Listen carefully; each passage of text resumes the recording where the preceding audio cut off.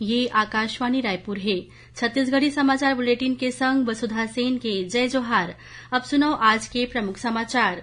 राज्य सरकार डहार ले मध्यान्ह भोजन योजना में मिलेट्स ला शामिल करे के प्रस्ताव ला केंद्र सरकार ह दिन मंजूरी। छत्तीसगढ़ के 12 जिला में सप्ताह के 4 दिन स्कूली लइका मन ला मिलेट्स ले तैयार खाद्य पदार्थ वितरित करे जाही। मुख्यमंत्री भूपेश बघेल काली नवा उद्योग नीति के तहत Mahatma Gandhi rural industrial park RIPA बर कैबिनेट के बैठका में नवा नीति के करही घोषणा। और भारतीय जनता पार्टी काली रायपुर पश्चिम विधानसभा सहित प्रदेश के 11 विधानसभा क्षेत्र मन में मोर आवास मोर अधिकार लले के विधायक निवास के करही घेराव। अब समाचार विस्तार ले। राज्य सरकार डहार ले मध्यान्ह भोजन योजना में मिलेट्स ला शामिल करे के प्रस्ताव ला केंद्र सरकार ह मंजूरी दे दे है। अब प्रधानमंत्री पोषण शक्ति योजना के तहत छत्तीसगढ़ के 12 जिला में सोया चिक्की के जगह में सप्ताह के 4 दिन स्कूली लइका मन ला मिलेट्स ले तैयार खाद्य पदार्थ वितरित करे जाही।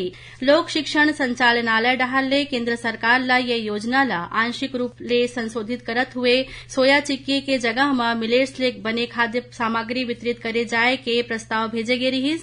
ये प्रस्ताव ला केंद्र सरकार के डायरेक्टर पीएम पोषण डहार ले मंजूरी दे देगे है।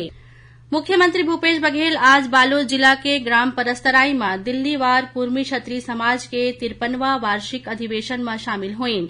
ये मौका में उमन किहिन की नवा उद्योग नीति के तहत Mahatma Gandhi rural industrial park RIPA बर काली कैबिनेट के बैठका में नवा नीति के घोषणा करे जाही। उमन किहिन की अब बड़े बड़े उद्योगपति मन कस हमर गांव के युवा मन घलो रीपा के तहत गौठान में अपन कारोबार चला के लाभ उठा सकही।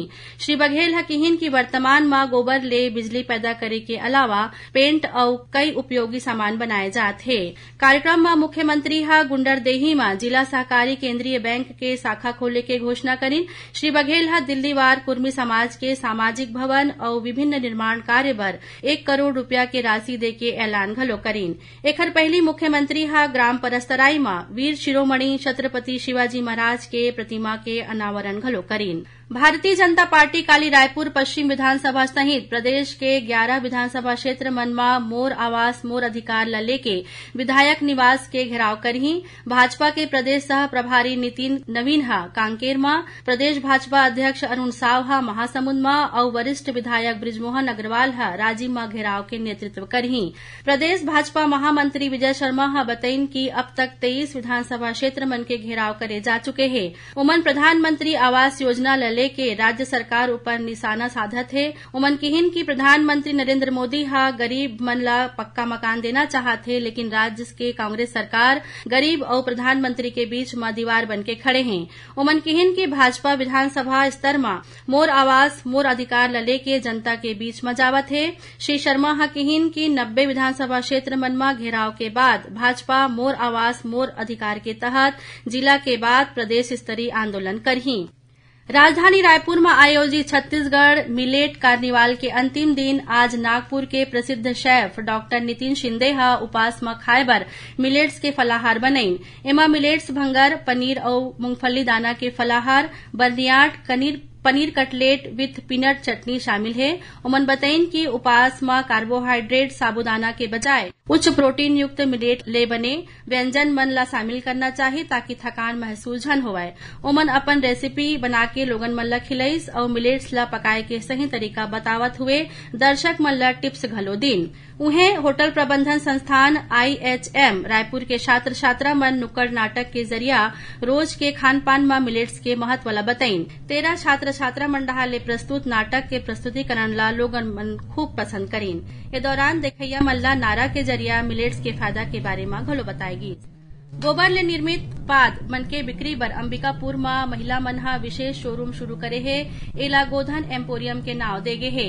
यह एम्पोरियम में वर्मी कंपोस्ट के संगे संग गौ कास्ट अगरबत्ती छेना और गोबर ले निर्मित पेंट के बिक्री करे जात है।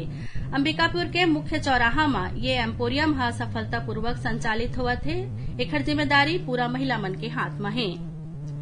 छत्तीसगढ़ी समाचार आप मन आकाशवाणी रायपुर ले सुनत हव। छत्तीसगढ़ के खबर लेहे आपके वास्ता और खबर के विश्वसनीयता लेहे हमर वास्ता। आकाशवाणी समाचार रायपुर के प्रादेशिक समाचार बुलेटिन के संगे संग हमार समसामयिक कार्यक्रम आप रेडियो के संग अपन मोबाइल में घलो सुन सकत हो। आकाशवाणी समाचार फेसबुक, ट्विटर और यूट्यूब में घलो हावय। हमार फेसबुक पेज हरे Chhattisgarh news on AIR, Twitter handle CGAIR news और हमार यूट्यूब चैनल हरे छत्तीसगढ़ AIR न्यूज। तो अब रेडियो के संगे संग आपके मोबाइल के माध्यम ले हम आप तक पहुंचत हन। छत्तीसगढ़ के हर खबर पर सुनत रहो आकाशवाणी समाचार। अब आगू बाढ़बो बाती समाचार कोती। महानदी पैरी और सोंडू नदी के त्रिवेणी संगम में आयोजित राजीव मांझी पुन्नी मेला के काली समापन हो गए। ए मौका में मुख्यमंत्री भूपेश बघेल कहिन कि देश में कोनो जगह ऐसा आयोजन नहीं होवत है। राज्य सरकार आस्था के केंद्र ला विकसित करे के काम करत है। यहाँ के नृत्य संगीत में लगलो सहेजे के काम चलत है। उन्हें कार्यक्रम ला संबोधित करत धर्मस्व और पर्यटन मंत्री ताम्रध्वज साहू कहिन कि आने वाला बछर में 60 एकड़ आरक्षित भूमि ऊपर मांझी पुन्नी मेला लगी। एखर बर 100 करोड़ रुपया के राशि लागी। टेंडर के प्रक्रिया शुरू कर दे गए है। संस्कृति मंत्री अमरजीत भगत कहिन कि राजिम आस्था विश्वास और संस्कृति के समागम आए। यह अवसर में रामायण प्रतियोगिता के विजेता मन ला पुरस्कृत करेगी। ये प्रतियोगिता में पहला स्थान हासिल करने वाला ज्ञान गंगा मानस परिवार बचेली दंतेवाड़ा ला 5 लाख रुपया के चेक, स्मृति चिन्ह, प्रमाण पत्र, रामायण ग्रंथ और राजकीय गमछा के संग सम्मानित करेगी।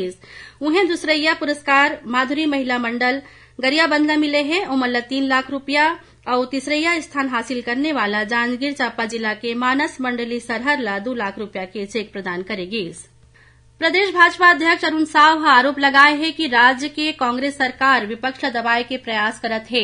उमन भाजपा कार्यकर्ता मन पर FIR दर्ज करे के मामला ला अलोकतांत्रिक बतावत हुए कहिन कि ये सरकार डरे हुए है और लोकतंत्र के हत्या करे में तुले है। श्री साव कहिन कि राज्य सरकार के दमनकारी नीति मन ले भाजपा कार्यकर्ता मन झुकने वाला नहीं है। उमन कहिन कि भाजपा लोकतांत्रिक तरीका ले छत्तीसगढ़ के जनता के हित बर संघर्ष करत रही। उन्हें भाजपा प्रवक्ता संदीप शर्मा कहिन कि कांग्रेस करा चुनाव में जाए बर कोई मुद्दा नहीं है। एकरे सेती ओहा भाजपा कार्यकर्ता मन ऊपर FIR दर्ज कर डराए के प्रयास करत हैं। उमन कहिन कि माओवादी मन डहार ले भाजपा कार्यकर्ता मन के हत्या के विरोध में प्रदर्शन करैया कार्यकर्ता मन के खिलाफ FIR दर्ज कर कार्यकर्ता मन के आवाज ला दबाए के प्रयास करे जाथे, जेला बर्दाश्त नहीं करे जाए। दंतेवाड़ा जिला में CRPF के एक झन जवान अपने सर्विस राइफल ले खुद ला गोली मार के आत्महत्या कर ले है। जिला के पुलिस अधीक्षक RK बर्मन घटना के पुष्टि करत हुए बताइन कि बारसूर कैंप में पदस्थ CRPF के 195 बटालियन के जवान गुनीन दास पाछू कुछ दिन पहले ही छुट्टी ले लौटे रहीस। ये जवान असम के रहिया रहीस। उन्हें जिला में नेल्ली कैंप में पदस्थ CRPF के 230वां बटालियन के 25 जन जवान फूड पॉइजनिंग के शिकार हो गए हैं। एमाले 5 जन जवान ला अस्पताल में भर्ती कराए गए हैं। उन्हें 20 जन जवान मन ला प्रारंभिक उपचार के बाद छुट्टी दे गए हैं। भारतीय जूडो महासंघ के तत्वावधान में चेन्नई में आयोजित राष्ट्रीय कैडेट और सब जूनियर जूडो प्रतियोगिता में छत्तीसगढ़ के 2 जन खिलाड़ी कोंडा गांव के अनिल गोटा और भिलाई के तनु रानी साहू अपन अपन वर्ग में कांस्य पदक हासिल करे है। ये उपलब्धि में छत्तीसगढ़ जूडो संघ के पदाधिकारी मन ये खिलाड़ी और उखर प्रशिक्षक मन ला बधाई और शुभकामना दे हैं।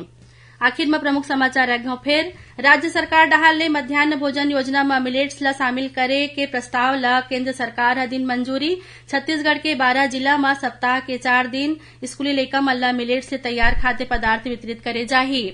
मुख्यमंत्री भूपेश बघेल काली नवा उद्योग नीति के तहत Mahatma Gandhi rural industrial park RIPA बर कैबिनेट के बैठका में नवा नीति के करही घोषणा। एकरे संग छत्तीसगढ़ी समाचार बुलेटिन इहे सिरावत है। जय जोहार।